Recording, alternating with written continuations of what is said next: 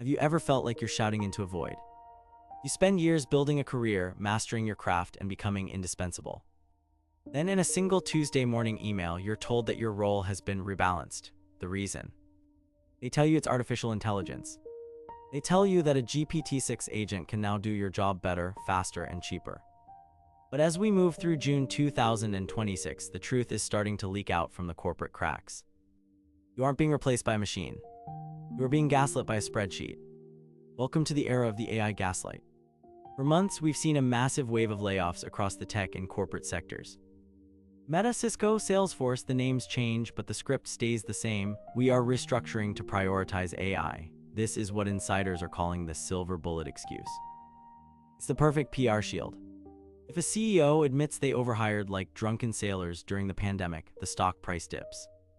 But if they say they're firing you to become an AI-first company, the investors cheer and the stock price hits an all-time high. This is the core of the gaslight. Companies are reporting record-breaking profits while simultaneously claiming they can't afford to keep their human staff. They are using the fear of technology to hide the reality of aggressive cost-cutting. They want you to believe that your skills have evaporated overnight, but the work hasn't vanished, it's just been dumped onto the survivors. The AI isn't doing the job, it's just the manager's excuse for turning the office into a high-speed sweatshop. Perhaps the most traumatic part of this 2026 trend is what I call training your executioner. Thousands of professionals have reported being asked to document every minute detail of their workflow, to record their shadow sessions, and to label datasets for internal efficiency tools. Only after the model is ready are they shown the door. They paid you to build the very walls of your own prison. This is a level of psychological betrayal that no performance review can capture. And for those who stay, you enter the AI surveillance squeeze. Management has traded human trust for algorithmic management. Tools like Tone Sentry and Focus Shield are now standard. They monitor your eye movements, your sentiment in Slack messages, and your keyboard idle time. It's created a state of productivity paranoia where employees report doing more email theater than actual work. You're forced to act like a bot just to prove to the bot that you're a productive human. The results are what TechCrunch calls the Gulag effect. In these new AI-focused units, engineers and analysts are working 14-hour days just to keep up with AI-driven benchmarks that were never designed for biological beings.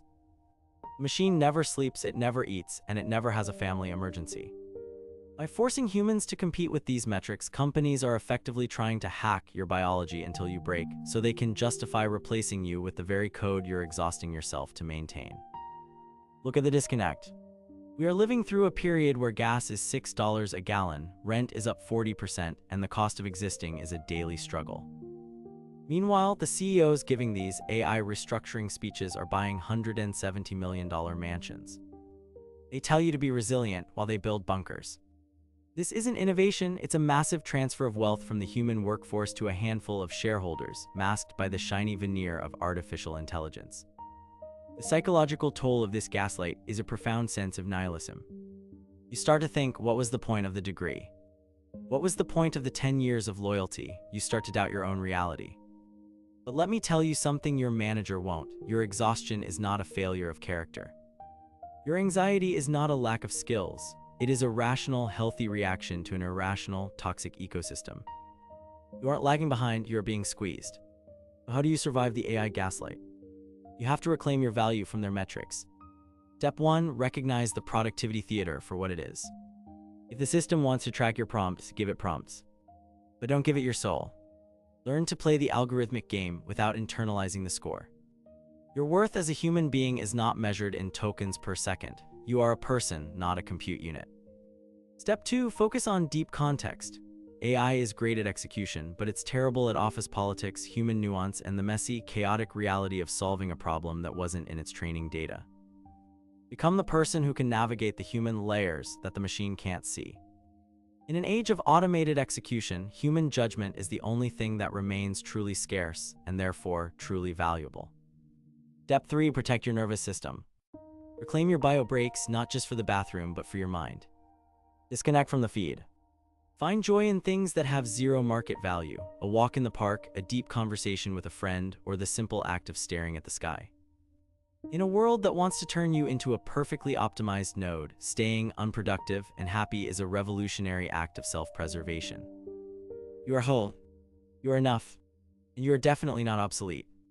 The corporate mirrors are broken, but the light is still yours. Stop reflecting their failures onto yourself. Reclaim your spark, protect your energy, and remember to stay bright, stay human. This is Soul Sanctum.